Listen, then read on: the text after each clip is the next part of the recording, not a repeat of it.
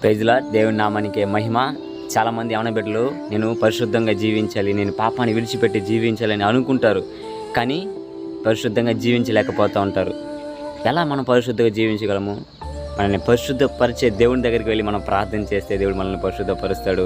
మనం ఎప్పుడైతే ఆ పాపాన్ని విడిచిపెట్టి నిజ దేవుడైన యేసుప్రభు దగ్గరికి వెళ్ళి మనం ప్రార్థన చేస్తే ఖచ్చితంగా యేసుప్రభు మన జీవితాలను మారుస్తాడు. అదేవిధంగా నా జీవితంలో జరిగింది. నేను పాపంలో ఉన్నప్పుడు ఎవరు నన్ను మార్చలేదు, కానీ నేను ఎప్పుడైతే నా పాపాన్ని ఒప్పుకొని యేసుప్రభు పాదాల చెంత మోకరించి నేను ప్రార్థన చేశానో యేసుప్రభు నా జీవితాన్ని మార్చాడు, నా బ్రతుకును మార్చాడు. అదేవిధంగా నేను ఇప్పుడు పాపం చేయకుండా ఈ లోకంలో జీవిస్తున్నాను. అదేవిధంగా యవన బిడ్డలు చాలామంది మీరు ఉంటున్నారు. మీరు పాపాన్ని జయించి ఈ లోకంలో జీవించాలంటే యేసుప్రభు పాదాల చెంతకు వెళ్ళాలి. యేసుప్రభు పాదాల చెంతకు వెళ్ళి మీ పాపాన్ని ఒప్పుకొని విడిచిపెట్టినట్లయితే దేవుడు ఖచ్చితంగా మిమ్మల్ని పరిశుద్ధపరిచి ఈ లోకంలో ఆశీర్వాదకరంగా ఉంచి నడిపిస్తాడు. హల్లెలూయా.